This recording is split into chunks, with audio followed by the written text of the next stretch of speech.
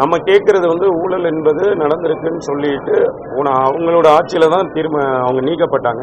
அது குறித்த செயல்கள் அனைத்தும் சட்டப்படி நம்ம சட்டமன்றத்தில் அந்த கேள்விகளை எழுப்புவோம். இப்போ நம்மளது முதல் கூட்டம் என்பதால் மக்கள் நலன் சார்ந்த பிரச்சனைகள் மதுரை மாநகராட்சியில் தற்போது உள்ள நிலவரங்களை பற்றி தான் அதிகமான கேள்வி எழுப்பணும். ஏன்னா நிறைய டெண்டர் விடுறாங்க, அதை பற்றி எந்த வெளிப்படைத்தன்மையும் இல்லை. நிறைய டேட் எக்ஸ்டென்மெண்ட்டே போகிறாங்க, அது அவசர காலமாக நீட்டிக்கிறோன்னு சொல்கிறாங்க. ஸோ அதையெல்லாமே முறைப்படுத்தணும். இப்போ எந்த ஒரு இதனால கள ஆய்வு எதுவுமே இல்லை, எந்த ஒரு சிஸ்டமேட்டிக்காக எல்லாமே காகித வடிவிலே இருக்குது. அதையெல்லாமே மாற்றணும். வெளிப்படைத்தன்மை நிறைய வேணும். அது இருந்தால் மட்டும்தான் மாற்றத்தை நோக்கிய நமது மக்களோட எண்ணத்தை நம்ம பூர்த்தி பண்ண முடியும் அப்படின்றத நம்ம ஒரு ரெக்வெஸ்டாக கொடுத்துருக்கோம். மதுரை மாநகராட்சி தூய்மையான மாநகராட்சியாக இருக்கிறத விட சுகாதாரமற்ற மாநகராட்சி சொன்னீங்க.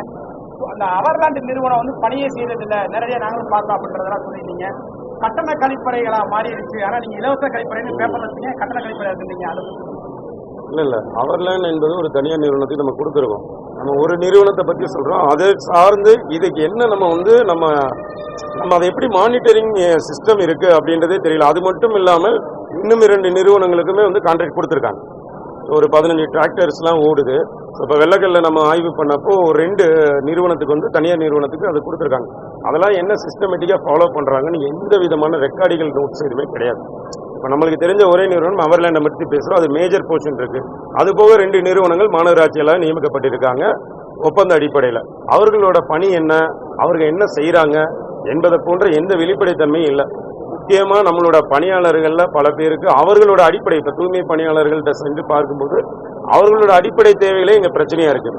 முதல்ல அந்த பிரச்சனைகளை சரி பண்ணி கொடுக்கணும் அப்படின்றதே நம்ம ஒரு கேள்வியாக கேட்டிருக்கோம். அதுக்கான பதிலை கேட்டு விரும்புகிறோம். ஏன்னா அவர்களோட உணவு பிரச்சனைகள் கான்ட்ராக்ட் கொடுத்ததில் எல்லாத்துலேயுமே சில முறைகேடுகள் நடப்பது நம்ம கண்டறியப்படுது. ஏன்னா இப்போ உணவில் தரமற்ற உணவுகள் கொடுக்கப்படுறத அவங்க கம்ப்ளைண்ட் ரைஸ் பண்ணுறாங்க. அதையுமே நம்ம அதை எல்லாமே சரி பண்ணி கொடுக்கணும்னு ஒரு வேண்டுகோள் வச்சிருக்கோம்.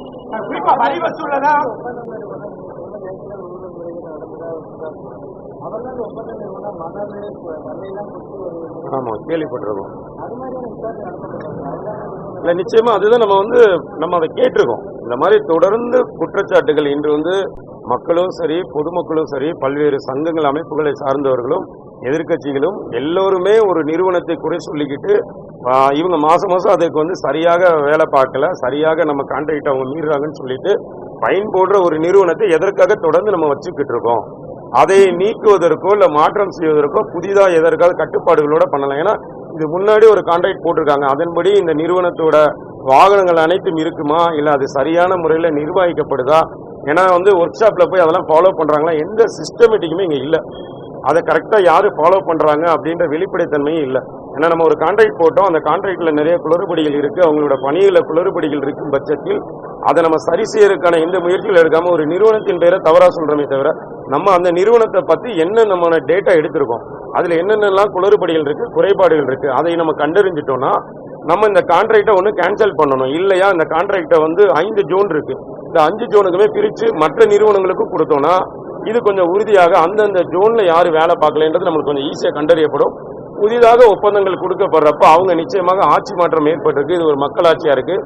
தலைவர் தளபதி அவர்கள் நேரடியாக ஒவ்வொரு குற்றச்சாட்டையும் கண்காணிச்சுக்கிட்டு இருக்காரு.